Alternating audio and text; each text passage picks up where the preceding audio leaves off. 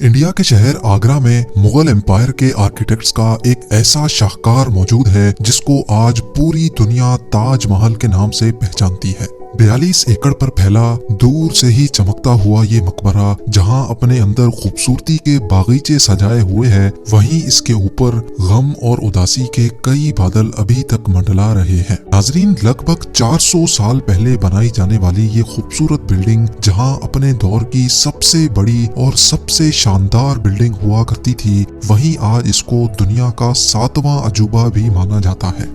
इस आलीशान स्ट्रक्चर को बनाने में 20,000 मजदूरों ने दिन रात खून पसीना बहाया, और वो भी 1 या 2 सालों तक नहीं बल्कि पूरे 22 सालों तक। अगर आज के दौर में इसकी कीमत का अंदाजा लगाया जाए तो संगे मरमर का ये अनमोल मकबरा हैरत अंगेज तौर पे $1 बिलियन यानी 7,500 करोड़ रुपयों से भी ज्यादा महंगा है, क्योंकि इस बिल्डिंग में मुगल आर्किटेक्ट्स ने अपने हुनर की कई ऐसी निशानियां छोड़ी थी जिनकी दुनिया के टॉप इंजीनियर्स भी आज तक तारीफ करते हैं। इस बिल्डिंग को ऐसे डिजाइन किया गया कि जब मेन गेट के पीछे से इसको देखा जाता है तो ये काफी बड़ी लगती है, लेकिन जैसे ही मेन गेट की तरफ बढ़ा जाता है तो ऑटोमेटिकली इसका साइज छोटा होता जाता है। दिमाग को चकरा देने वाली ये कोई पहली ट्रिक नहीं थी जो मुगल आर्किटेक्ट्स ने इस्तेमाल की हो। इसके गिर्द चारों मीनारों को बिल्कुल सीधा खड़ा नहीं किया गया, बल्कि ये मीनार बाहर की तरफ थोड़ा झुके हुए हैं, क्योंकि अगर इनको सीधा खड़ा किया जाता तो दूर से देखने पर ये अंदर की तरफ झुके हुए लगते, जैसा कि इन मस्जिदों में आप देख सकते हैं। इन मीनारों को बाहर की तरफ झुकाने का एक और रीजन भी था, और वो ये था कि खतरनाक अर्थक्वेक की सूरत में अगर ये मीनार गिरे भी तो ये बाहर की तरफ गिरकर ताजमहल पर एक आंच भी ना आने दे। लेकिन आखिर माजरा क्या था कि इसको बनाने वाले किसी सूरत में इस पर एक खराश भी बर्दाश्त नहीं कर सकते थे। ताजमहल के वो कौन कौन से राज थे जिनको 400 साल पहले छुपाने की कोशिश की गई थी, और जब उस दौर में कंक्रीट या स्टील ही नहीं हुआ करता था तो आखिर इस आलीशान मकबरे और इस पर मौजूद 40 मीटर ऊंचे डूम को कैसे बनाया गया, ये सब और इससे भी ज्यादा आप जान सकेंगे आज की इस स्पेशल वीडियो में। नाजरीन, ये मामला स्टार्ट हुआ था सन 1607 में, जब इंडिया और पाकिस्तान के इस खित्ते में मुगल एम्पायर का होल्ड हुआ करता था। इस दिन मुगल शहंशाह का सबसे छोटा बेटा शहाबुद्दीन मोहम्मद खुर्रम 15 साल का हो चुका था, और उसी की सेलिब्रेशन के लिए आगरा फोर्ट में एक आलीशान पार्टी रखी गई थी। खुर्रम मुगल शहंशाह को सबसे ज्यादा अजीज था, इसी वजह से इसके हर जन्मदिन पर इसको हीरे जवाहरात और सोने से तोला जाता था, यानी जितना वजन शहजादे खुर्रम का होता था उतना ही खजाना इसके नाम कर दिया जाता था। लेकिन इस जन्मदिन पर कुछ और भी खास होने वाला था। मुगल शहंशाह ने शहजादे खुर्रम की शादी अपने एक वकील की बेटी के साथ कर दी, जिसको मुमताज महल के नाम से जाना जाता है। मुमताज और खुर्रम को पहले दिन ही एक दूसरे से बेइंतहा मोहब्बत हो चुकी थी, और उस वक्त ये किसी को भी मालूम नहीं था कि इस मोहब्बत का बोलबाला हमेशा के लिए रहने वाला है। अगले 10 सालों तक शहजादे ने कई जंगें लड़ी और उनमें भरपूर कामयाबी भी हासिल की। इसी वजह से शहंशाह ने खुश होकर उनको शाहजहां के लक़ब से नवाजा, जिसका मतलब है दुनिया का बादशाह। शाहजहां की टोटल 6 बीवियां थीं जो आगरा फोर्ट के हरम में ही रहती थी। इन 6 में से शाहजहां सबसे ज्यादा मोहब्बत मुमताज से करते थे, और यही वजह थी कि उनका ज्यादातर वक्त मुमताज महल के साथ ही गुजरता था।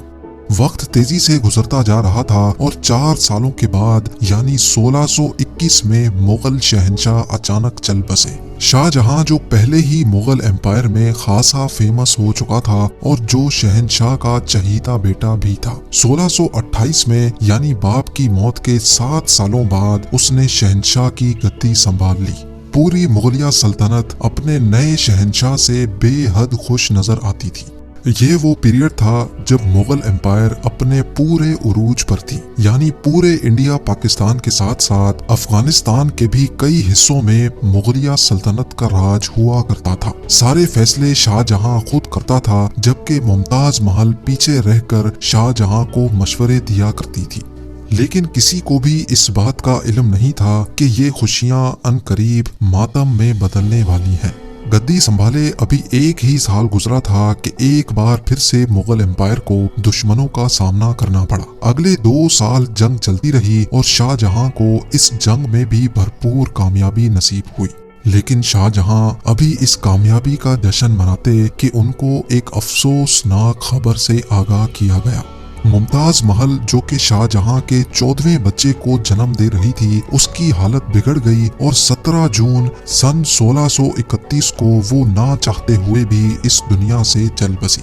پوری مغلیہ سلطنت کا جشن دیکھتے ہی دیکھتے ماتم میں بدل گیا۔ یہ خبر جو شاہ جہاں پر آگ بن کر گری تھی، اس نے تو جیسے ان کی دنیا ہی ختم کر ڈالی۔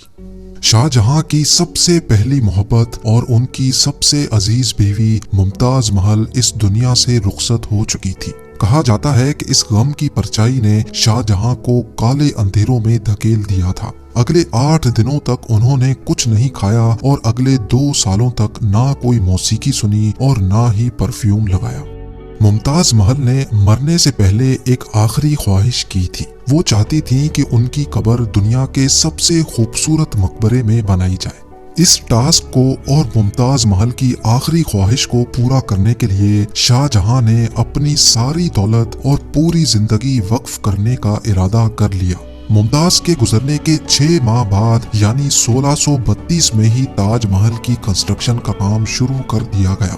قریب 20,000 سے بھی زیادہ مزدور، پتھر تراش اور کاریگروں کو پوری سلطنت سے اکٹھا کیا گیا۔ لشکروں کے لشکر شاہ جہاں کے حکم پر آگرہ بلوا لیے گئے تھے۔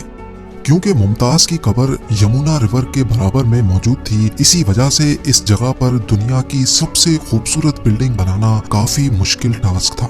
ریور کے کنارے زمین کافی سافٹ ہوتی ہے اور اگر یہاں کھدائی کا کام کیا گیا تو پانی کا بہاؤ تاج محل کی فاؤنڈیشن کو بھی نقصان پہنچا سکتا تھا۔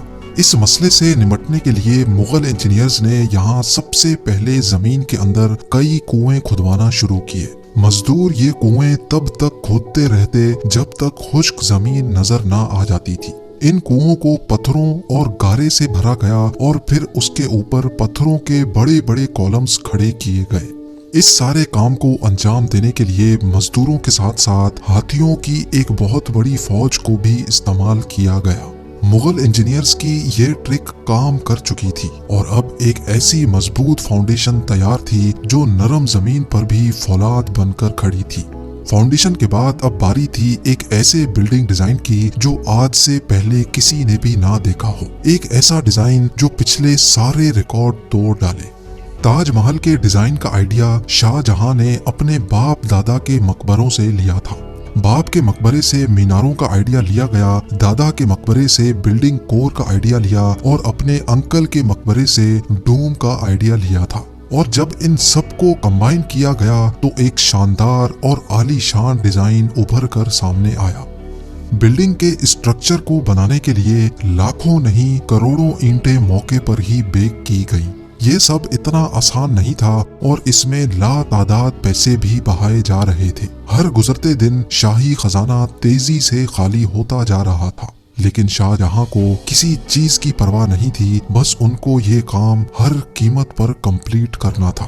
کہا جاتا ہے کہ تاج محل کی کنسٹرکشن میں اتنے زیادہ لوگ لگائے گئے تھے کہ ان کی وجہ سے آس پاس کے علاقوں میں کھانا پینا ختم ہو گیا تھا۔ 20,000 مزدوروں اور کاریگروں کی ڈیمانڈ پوری کرنے کے لیے شاہ جہاں نے آس پاس کے تمام علاقوں سے اناج آگرہ منگا لیا تھا۔ کئی سالوں کی محنت کے بعد بلڈنگ کا اسٹرکچر کمپلیٹ ہو چکا تھا اور اب باری تھی اس کو سنگ مرمر سے سجانے کی۔ یہ سنگ مرمر آگرہ سے 400 کلومیٹر دور راجستھان سے منگایا جانا تھا، کیونکہ یہاں کا مکرانہ ماربل آج تک دنیا کا فائنسٹ ماربل مانا جاتا ہے۔ شاہ جہاں نے تاج محل کے لیے پورا مکرانہ ماربل ریزرو کر لیا تھا، یعنی جب تک تاج محل کی ڈیمانڈ پوری نہیں ہو پائے گی تب تک کسی کو بھی یہ ماربل خریدنے کی اجازت نہیں تھی۔ 1000 ہاتھیوں کی مدد سے ہزاروں ٹن وزنی ماربل راجستھان سے آگرہ منگایا گیا۔ تاج محل کا یہ خوبصورت ڈوم اتنا بڑا ہے کہ اس کا اندازہ صرف آنکھوں سے دیکھ کر ہی لگایا جا سکتا ہے۔ آج کل اس طرح کے ڈوم بڑی آسانی سے اسٹیل اسٹرکچر پر بنائے جا سکتے ہیں، لیکن 400 سال پہلے 40 میٹر اونچے ڈوم کو بنانے میں ان کے پاس صرف پتھروں کا ہی سہارا تھا۔ اس ڈوم کو بنانے میں مغل انجینئرز نے جو اسٹریس کیلکولیشن کی تھی اس کی آج کے انجینئرز بھی بہت تعریف کرتے ہیں۔ تاج محل کی فنیشنگ کے لیے اس کو پیٹرا ڈورا یا پرچن کاری سے ڈیکوریٹ کیا جانا تھا۔ پیٹرا ڈورا ایک ایسی کلاکاری کو کہا جاتا ہے جس میں قیمتی پتھر کو ماربل کے اندر تراش کر لگایا جاتا ہے۔ ماربل کو بڑی مہارت اور باریکی سے قیمتی پتھر کی شیپ کے حساب سے تراشا جاتا ہے اور پھر اس میں پتھر کو گلو کے ذریعے چپکایا جاتا ہے۔ تاج محل پر استعمال ہونے والی گلو کوئی عام گلو نہیں تھی۔ کافی ریسرچ اور لیبارٹری ٹیسٹ کے بعد معلوم پڑا کہ یہ گلو شیرہ، لیمن جوس اور سنگ مرمر پاؤڈر کو ملا کر بنائی جاتی تھی۔ وہی سیم گلو آج بھی تاج محل کی رینوویشن کے لیے استعمال کی جاتی ہے۔ تاج محل کی خاص باتوں میں ایک بات یہ بھی ہے کہ یہ دن میں 4 مرتبہ اپنے رنگ بدلتا ہے۔ سورج نکلنے سے پہلے یہ بالکل بلیک شیڈ دیتا ہے، سورج نکلنے کے بعد یہ لائٹ یلو اور پنک شیڈ دیتا ہے، جبکہ دوپہر کے وقت تاج محل کی خوبصورتی کا نیا رخ دیکھنے کو ملتا ہے، نیلے آسمان پر جیسے موتی چمک رہا ہو، اور سن سیٹ کے وقت یہ پوری بلڈنگ گولڈن کلر کی دکھائی دیتی ہے۔